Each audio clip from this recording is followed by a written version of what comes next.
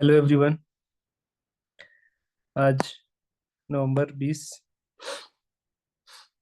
और 25 दिन बाद प्रीलिम्स है यूपीएससी का। अ, कल कल देखे थे कंपटीशन कमीशन ऑफ इंडिया के बारे में, जो एक बॉडी है। वो 2009 में क्रिएट हुआ था। मैं पूछा था कि कौन से एक्ट से बना है वो। तो कंपटीशन कंपटीशन 2002 से बना हुआ है। ठीक है। और ये रिप्लेस किसको किया था? MRTP act. टीपी एक्ट को रिप्लेस करके ये एक्ट लाया गया था। इकोनॉमिक्स है, याद रखना। सीरीज वगैरह में आज देखेंगे क्या क्या है इम्पोर्टेंट। ये आज कुछ खास तो मुझे नहीं लगा था कि इतना है। देखो, फर्स्ट पेज में हेडलाइन में ऐसा कुछ काम का नहीं निकला। मतलब डेफिनेटली आज बहुत कम काम का होगा, क्योंकि जो भी ज़्यादा इम्पोर्टेंट होता है वो फर्स्ट पेज में रहता ही है। दिल्ली का वही चल रहा है। डे 2 सीवियर है, सीवियर प्लस। और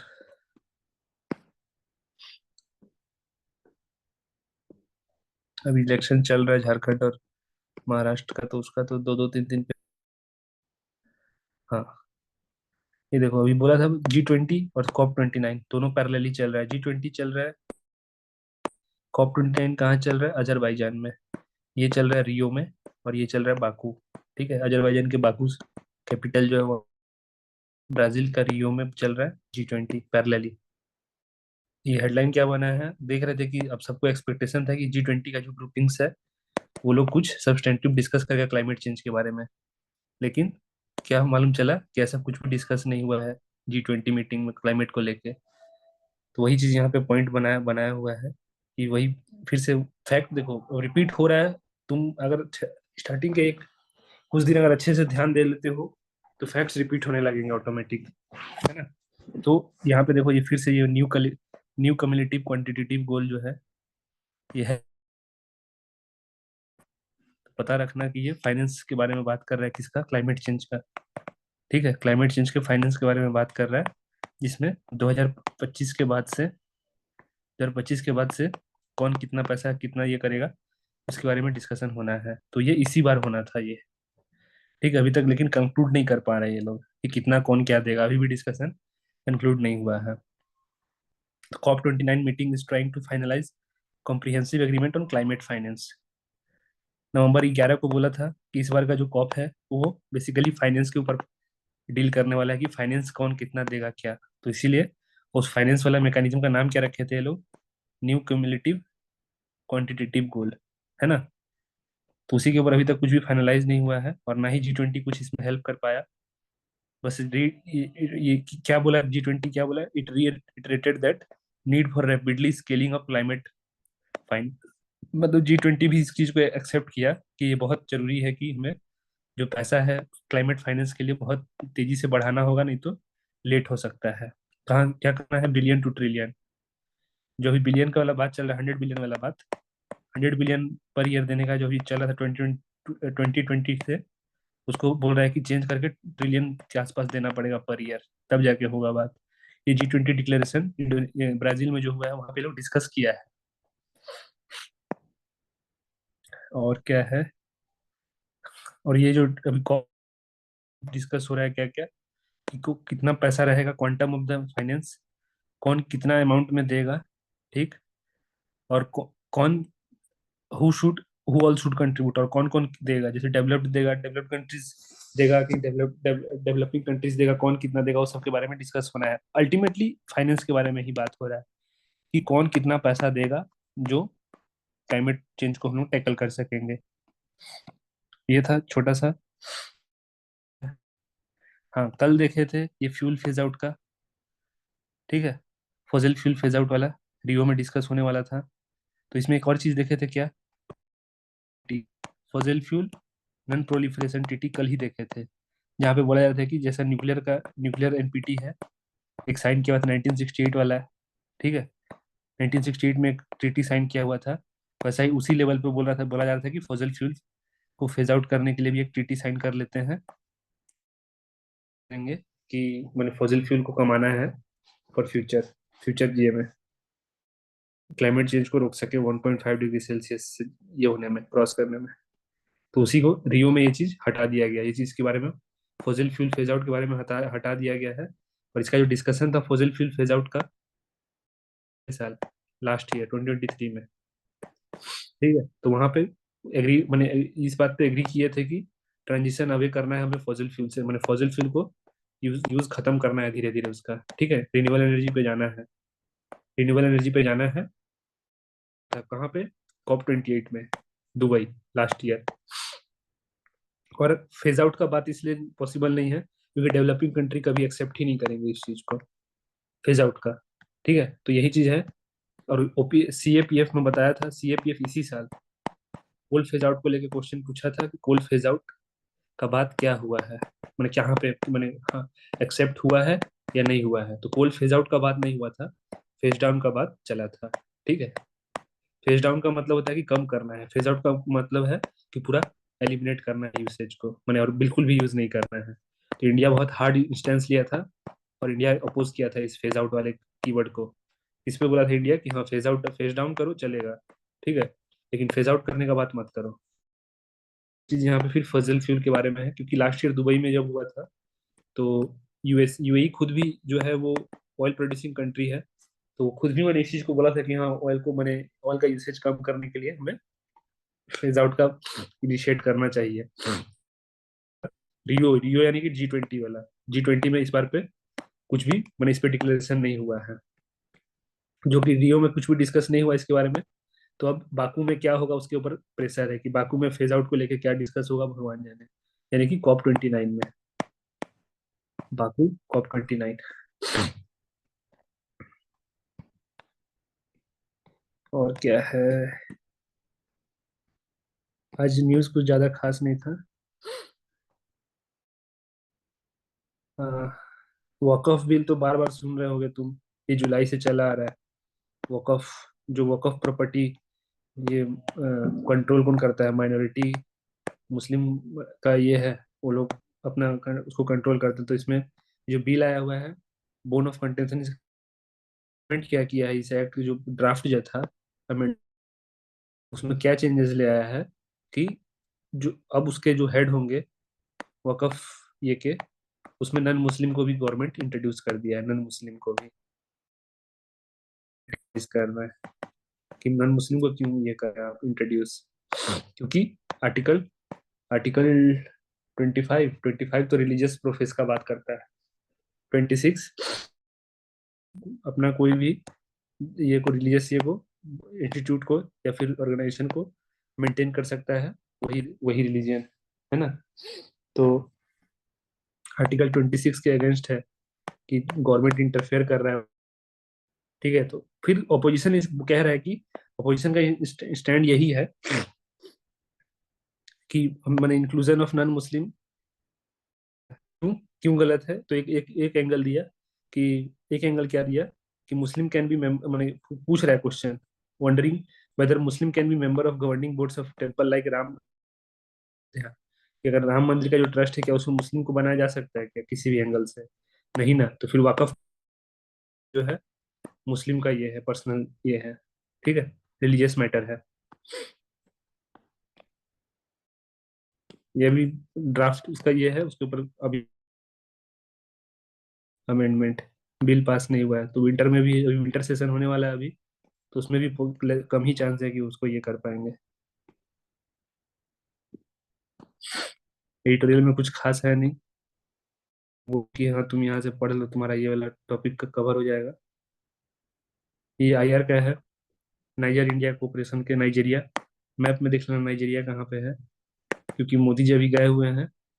और नाइजीरिया कहाँ पे है देख लेना, अफ्रीका का कौन से साउथ में है नाइजीरिया। कंफ्यूज मत होना, नाइजर एक है कंट्री, नाइजर, वो नॉर्थ अफ्रीका में है, ठीक है। नाइजीरिया देखना कहाँ पे है, नाइजीरिया।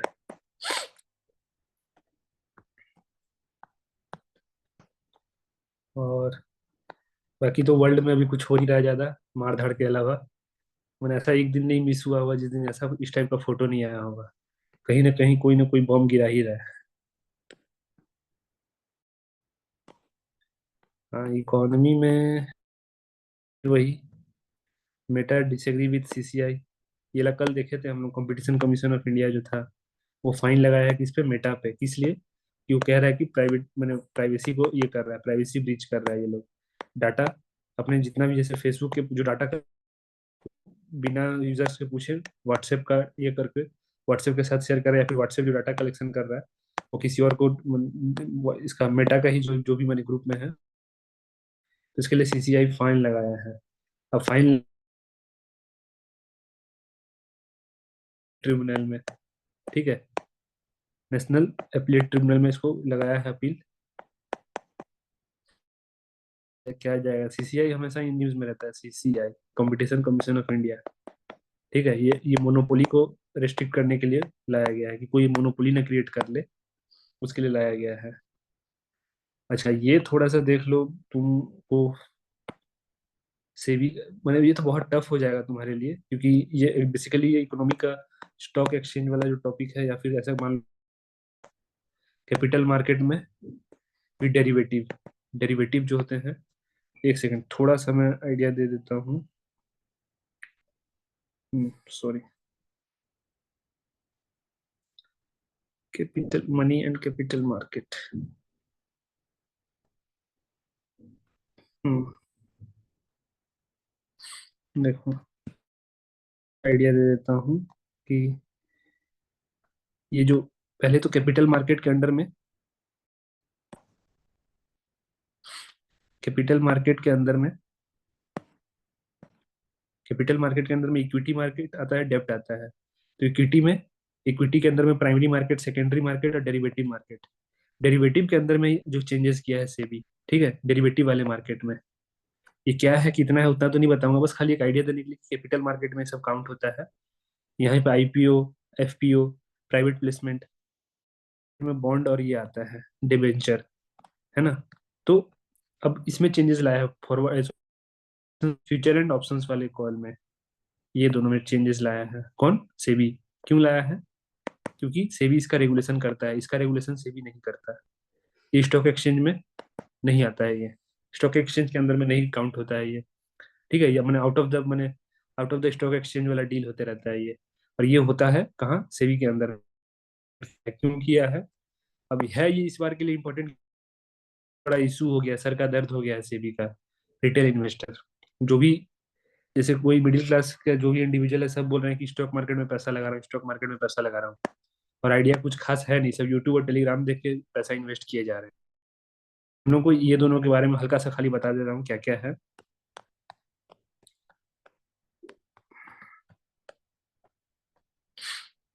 हम्म, ये देखो, ये ऐसा मैंने अक्टूबर 10 से जो है वो कुछ रूल बनाने के लिए बात कर रहा है वो, ठीक है। कर रहे हैं वो लोग, पूरा पागलों की तरह पैसा लगा रहे हैं और लॉस में जा रहा है। और इंडियन एक्सप्रेस ये चीज भी बताया था कि आउट ऑफ 100 सिर्फ 10 लोग ही प्रॉफिट बना रहे हैं, बाकी 90 लोग को लॉस हो रहा है। ठीक है, इसलिए सेबी मजबूर हो गया क्या, रूल्स वगैरह बनाने के लिए, कि ऐसा हो कि रिटेल इन्वेस्टर जो है डर जाए थोड़ा। सॉरी। तो फ्यूचर ऑप्शन, फ्यूचर ये और ऑप्शन, ये देखो, ये वाला जो बताया फॉरवर्ड बताया, ये outside the stock exchange deal होता है। ठीक है, लेकिन जो फ्यूचर होता है वो स्टॉक एक्सचेंज के अंदर होता है, और इसमें सिर्फ प्राइस नेगोशिएट होता है, मैंने प्रोडक्ट जो भी सामान है वो वही रहेगा, लेकिन सिर्फ प्राइस डिस्कस होगा इसके अंदर, है ना। प्राइस डिस्कस होगा, बाकी जो क्वांटिटी, जो सामान का क्या कितना ये है, तो वो चेंजेस नहीं होता इसमें, बस खाली प्राइस के ऊपर डील करते हैं लोग, कि भैया तुम्हारा सामान इतने का है, मैं इतने में खरीदूंगा, इतने में बेचूंगा, उस चीज पे डील होता है। लेकिन ऑप्शंस में क्या होता है कि कितना सामान है, कितना बेचना है, और किस किस टाइम पे बेचना है, वो सब भी डिस्कस होता है, कॉल ऑप्शन, पुट ऑप्शन। तो ये बेसिक्स है तुमको एक आइडिया देने के लिए कि ये चीज पता होना चाहिए, अगर स्टॉक मार्केट कहीं से भी पढ़ रहे हो, इकोनॉमी का पार्ट है। ये मत सोचना है कि ओपीएससी पूछेगा नहीं, जो चीज न्यूज में चल रहा है वो करंट अफेयर इंपॉर्टेंट हो गया, तो वही तुम्हारा स्टैटिक है। ठीक है, और इसको समझ लेना। और इसी के कॉन्टेक्स्ट पे क्या किया है सेबी, सेबी क्या किया है, इसमें इन दोनों में कुछ चेंजेस लाया है, रेगुलेशन चेंज लाया है। किस लेवल का रेगुलेशन चेंज है, बस हल्का सा देखेंगे, क्योंकि ज्यादा डिटेल में जाएंगे तो फिर सर दर्द होने लगेगा अपना। सेबी जो है फ्यूचर एंड ऑप्शंस, वही देखे जो तीसरा वाला। पहला था क्या, फॉरवर्ड, उसका था फ्यूचर। ठीक है, तो इन ये दोनों तीनों में सेबी का कंट्रोल है, सेबी इसमें रेगुलेट करता है। तो क्यों किया सेबी ऐसा? क्योंकि ऐसा देखा जा रहा था बहुत टाइम से, जो रिटेल इन्वेस्टर है वो इरेशनली पैसा इन्वेस्ट किए जा रहे हैं, कहाँ, स्टॉक मार्केट में। ठीक है, इरेशनली पैसा इन्वेस्ट किए जा रहे हैं। तो सेबी क्या बोला कि भैया कुछ तो करना पड़ेगा। अभी देखिए, मैं एग्जांपल था एक अगस्त में, कि एक दो हीरो दो दो बाइक का शोरूम रखा था कोई कंपनी, और वो अपना आईपीओ ये किया। ठीक है, आईपीओ रिलीज किया, और उसको कितना मिल गया मालूम है? 4800 करोड़ उसको सब्सक्राइब कर लिए उसको। ठीक है, और वो किस लिए रिक्वेस्ट किया था वो, कि मुझे मैंने और शोरूम खोलना है। तो ये रिटेल इन्वेस्टर इतने मैंने मैंने ये हो गए हैं इरेशनल, वो लोग को पता ही नहीं कि कौन सा कंपनी किस काम के लिए, क्या चीज के लिए ले रहा है, उसका ग्रोथ क्या है, बस वो आंख बंद करके इन्वेस्ट कर रहे हैं वो। ठीक है, तो मजाक हुआ था थोड़ा से, मैंने बहुत ज्यादा इंडियन, और ये चले आ रहा है, ये लॉस बहुत हो रहा है। ये देखो, मैं बोला ना कि आउट ऑफ 100 सिर्फ 10 ही लोग प्रॉफिट बना रहे हैं, और 90 लोग आउट, मैंने 90% लोग लॉस खा रहे हैं। ठीक है, सेबी क्या बोला कि अगस्त अक्टूबर में ही, सितंबर में ही बोल रहा था कि कुछ ऐसा इस ये लोग के लिए कुछ करना, फ्यूचर एंड ऑप्शन ट्रेडिंग में कुछ कंट्रोल करना पड़ेगा। तो छह कुछ चेंजेस लाया है, सेट ऑफ 6 मेजर्स, जिसमें से 3 इम्प्लीमेंट हो चुका है आज से। आज से 3 इम्प्लीमेंट हो चुका है, वही 3 डिस्कस करेंगे। बाकी जो 3 इम्प्लीमेंट करें, जो होने वाला है, वो बाद में देख लेंगे, लेकिन क्वेश्चन कैसे बनेगा थोड़ा उसका एक आइडिया ले लेंगे। पहला जो 3 है, कि अब ये लोग क्या करते थे, रिटेल इन्वेस्टर, रिटेल, उन्हीं पे ये चेंजेस लाया है। पहला क्या किया है, कॉन्ट्रैक्ट साइज बढ़ा दिया है। जैसे कि जो भी डील होना है, पहले क्या था कि 5 से 10 लाख के बीच तक में कॉन्ट्रैक्ट साइज होता था। तो उसमें अगर तुम एक लॉट खरीदोगे, ठीक है, मान लो कि 2000 पड़ता था तुमको, तो अब जो कि बढ़ा के 15 से 20 लाख कर दिया है, तुमको 2000 वाला जो सामान था वो तुमको अब 3000 देना पड़ेगा। ठीक है, एज्यूम करो अगर कोई एक, तो उसको 2000 जो खर्च कर रहा था वो 3000 उसको पड़ेगा। और वो, तो मान लो कि तुमको ज्यादा न्यूमेरिक वैल्यू में मत जाओ, contract size for index derivative इतना जान लो कि जो पहले 5 लाख से 10 लाख वाला रेंज था, उसको बढ़ा के 15 से 20 कर दिया है। ठीक है, न्यूमेरिक वैल्यू भी याद मत रखो, बस खाली याद रखो कि जो साइज, जो कॉन्ट्रैक्ट साइज था, जो पेपर में लिखा रहता है कि इतना का इतना ये है, इतना वैल्यू का है, उसको बढ़ा दिया ताकि जो रिटेल इन्वेस्टर को महंगा पड़े, रिटेल इन्वेस्टर को महंगा पड़े। ओके, पहला ये चेंजेस लाया है। दूसरा चेंजेस क्या लाया है, इसका इम्प्लीकेशन क्या होगा? ठीक है, इम्प्लीकेशन क्या होगा, impact the participation by smaller retail trader. ये जो स्मॉल ट्रेडर है, जो स्मॉल ट्रेडर है, उनको इम्पैक्ट पड़ेगा। और क्या पड़ेगा, could lead to the short term dip in the liquidity as the participant adjust for, क्योंकि अब देखो, अब बढ़ा दिया है दाम, तो ऐसा हो सकता है कि थोड़े समय के लिए जो इन्वेस्टर हैं वो लोग थोड़ा शांत हो जाएंगे, शांत हो जाएंगे, लेकिन जो बड़े प्लेयर हैं, जो 15 से 20 लाख वाला स्टॉक, तो उसको खरीदेंगे वो लोग। तो बड़े प्लेयर का मैंने बल्ले बल्ले है, और जो रिटेल इन्वेस्टर है वो लोग दूर भागेंगे। तो ये इसी, अगर इसी कॉन्टेक्स्ट में न्यूज बनाना है, तो सीरियसली कह रहा हूँ, स्टॉक एक्सचेंज वाला टॉपिक जो है, इकोनॉमिक के टर्म्स से बहुत डिफिकल्ट भी है थोड़ा, ऐसे डेली डेली, क्योंकि बहुत छोटा छोटा माइन्यूट माइन्यूट डिटेल है इसमें, ज्यादा डिटेल में नहीं घुसेंगे हम लोग। जो जितना ऊपर ऊपर का हमें एक आइडिया लेना है कि क्या इम्पैक्ट पड़ेगा ऐसा चेंजेस करने की वजह से, वो सब देख लेंगे। और क्या बच, और बचा एक है रेशनलाइजेशन ऑफ वीकली इंडेक्स। पहले क्या होता था, कि पहले तो था कि डेली डेली ये करता था, जो हर दिन, जैसे दिन 3 बजे 4 बजे जो कुछ भी क्लोज होता था ना, तो उस समय ये लोग ये कर लेते थे, एक्सपायरी ये वाला देखो, एक्सपायरी डेट ट्रेडिंग, कि जैसे मैंने शाम ढलने वाला है, तो डेली डेली पे एक्सपायरी होता था डेट, तो उस समय क्या होता था कि हर दिन वो रिस्क ले रहा है। ओके, हर दिन रिस्क ले रहा है।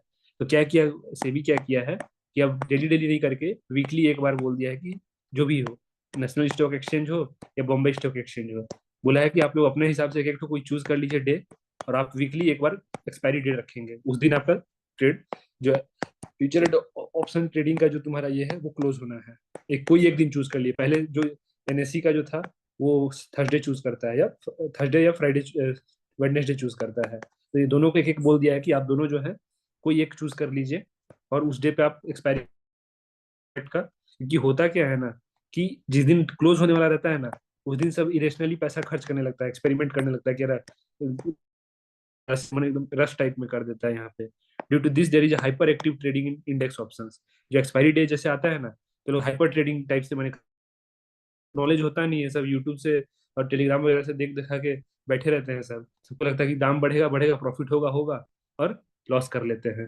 तो सेकंड किया है वीकली इंडेक्स डेरिवेटिव प्रोडक्ट की, जो चीज डेली डेली लोग ये कर रहे थे, एक्सपायरी डेट खरीद फरोख्त कर रहे थे, वो एक ठो ये कर दिया लास्ट की वीकली आपके लिए ये आ गया है। नेशनलाइज्ड वीकली इंडेक्स, जो इंडेक्स आएगा वो वीकली एक बार क्लोज होगा, एक्सपायरी डेट जो रहेगा एक हफ्ते में एक बार रहेगा, तुम आपको या तो नेशनल स्टॉक एक्सचेंज में लगाओ या बॉम्बे स्टॉक एक्सचेंज में। और थर्ड जो है, थर्ड है, थर्ड क्या किया है, इंक्रीज द टेल रिस्क। कि टेल रिस्क बोलने से कि जो एक्सपायरी डे के दिन जो ये था, सेलर जो इन्वेस्ट ये कर रहा था, तो पहले पहले जो मान लो कि 2,000 रुपये ये कर रहा था, लगा के मैंने बेचने निकला था, उसको बोल दिया कि अब उसको 3,000 लगा के बेचो, ताकि स्पेकुलेशन को रोका जा सके। ठीक है, तो मैं फिर कह रहा हूँ कि ये बेसिकली दिया है, ये इसके ऊपर डिटेल में भी आते रहेगा। क्यों? क्योंकि सेबी का ये रूल है। मुझे कुछ टर्म में इंपॉर्टेंट इसलिए लग रहा है ये न्यूज़, क्योंकि अभी रिटेल इन्वेस्टर का ना न्यूज़ में बहुत आ रहा है कैसे हो सकते हैं। 7-8 दिन मैंने लगातार, एक महीना एडिटोरियल में कोई ना कोई एडिटोरियल में यूज हो रहा था, रिटेल इन्वेस्टर का मेंशन हो रहा था। ठीक है, उसी के लिए सेबी प्रेशर में था और ये रूल्स लाया है। सिर्फ फ्यूचर एंड ऑप्शन का बता रहा हूँ, ऐसा अलग अलग स्कीम, अलग अलग जितना देखे ना इक्विटी वगैरह में, उसमें भी कुछ कुछ चेंजेस लाया है। लेकिन इस वाले में चेंजेस जो है, अभी 6 में से 3 का हम लोग यहाँ पे देखे। पहला क्या, इसको बढ़ाया है। फिर क्या, जो जो वीकली इंडेक्स था उसको ये किया है, कंफर्म किया है कि वीकली इंडेक्स उसका बनाया जाए। और बोला है कि जो टेल रिस्क है, जो एंडिंग में जो आप लोग मैंने 3,000 2,000 या 3,000, उसको बढ़ा के बोला, बढ़ा दिया है कि और थोड़ा सा बढ़ा के देने के लिए 2% के अराउंड। ठीक है, एक्सट्रीम जो लॉस मार्जिन है उसको थोड़ा बढ़ा दिया है 2% के अराउंड। ठीक है, तो ये है बेसिकली मोटा मोटी, खाली याद रखना, ये न्यूज में और रिपीट आएगा और डिटेल में आएगा, तो और डिटेल में देखेंगे। और जो अलग 3 है, वो अलग 3 अभी तक इम्प्लीमेंट नहीं हुआ है, लेकिन ये वो इसके ऊपर बात चल चुका है, तो ये 3 बाद में इम्प्लीमेंट होगा अगले साल से। लेकिन अभी ये 3 याद रखना, ध्यान में रखना कि हाँ ये ऐसा कुछ घटा है। और यह क्या, हाँ ये मैंने कैश 22 एक मैंने कहावत टाइप से है। ठीक है, इसमें क्या होता है कि अगर करोगे तो भी मरोगे और नहीं करोगे तो भी मरोगे, वैसा सीन है कैश 22।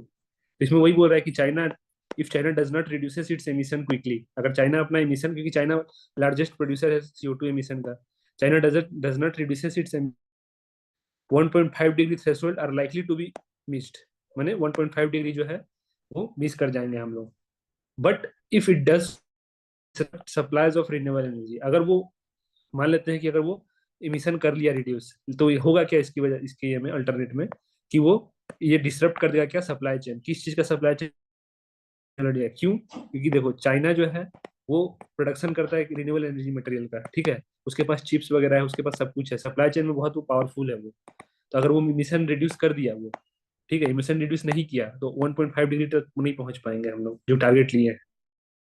करने लगे इमिशन करिए, तो हम लोग को जो टेक्नोलॉजी मिल रहा है उसका, रिन्यूएबल एनर्जी टेक्नोलॉजी जो पूरा वर्ल्ड उसको एसेस कर रहा है, उस चीज में हम लोग का शॉर्टेज हो जाएगा। तो दोनों दोनों तरह से फंसा है चाइना की वजह से। चाइना की इतना ज्यादा ओवर डिपेंडेंसी है ना हम लोग का, पूरा वर्ल्ड का जो डिपेंडेंसी है चाइना पे रिन्यूएबल टेक्नोलॉजी एनर्जी को जो ये करने के लिए, यूज करने के लिए। तो यही लिखा है कि world, for world it is a cash 20। Basically China के बारे में बता रहा था कि चाइना का क्या है, कि चाइना बहुत ज्यादा प्रोड्यूस प्रोड्यूस करता है। अगर ये CO2 एमिट अगर कम किया, नहीं किया, तो 1.5 डिग्री वाला जो थ्रेशोल्ड है क्रॉस कर जाएंगे। अगर कर दिया तो फिर जो हम लोग को टेक्नोलॉजी चाइना से जो भी सप्लाई चेन प्रोवाइड कर रहा है हम लोग को, ताकि हम लोग रिन्यूएबल एनर्जी को ये कर सकें, ज़्यादा से ज़्यादा बना सकें। ठीक है, तो ये हम लोग को शॉर्टेज हो जाएगा, और ये शॉर्टेज हो गया तो अल्टीमेटली हम भी इमिशन कम नहीं कर पाएंगे, और अल्टीमेटली 1.5 डिग्री सेल्सियस ऐसे भी क्रॉस हो जाएगा। तो करेंगे तो भी मरेंगे और नहीं करेंगे तो भी मरेंगे, उसी को बोलते हैं कैश 22। और बाकी चाइना का क्या है वो तो तुमको देख ही लिए हैं अलग अलग ये में न्यूज में, कि चाइना कैसे लार्जेस्ट प्रोड्यूसर है, इंडिया इंडिया के साथ चाइना भी मैंने अपोज करता है डेवलप्ड कंट्रीज का। ये एक मिसाइल है, मार दिया है। टेस्ट सीरीज वगैरह में ये सब पूछेगा ATACM क्या है, मिसाइल है जो यूक्रेन फायर किया है रसिया के ऊपर। अब अगर दोबारा ये आया न्यूज में तो मैं उस समय डिस्कस कर दूंगा। ये अभी पहली बार, क्योंकि अभी जैसे इलेक्शन खत्म हुआ है उसके बाद ये बम मारा है, ये मिसाइल एक बार और आएगा तो मैं इसको डिटेल में डिस्कस कर दूंगा। बाकी ऐसे ध्यान रखना कि कोई एक मिसाइल ATS यूक्रेन यूज किया था रशिया के ऊपर। और बस आज के लिए इतना ही है, ज़्यादा कुछ खास न्यूज़ था नहीं। Thank you, thank you very much.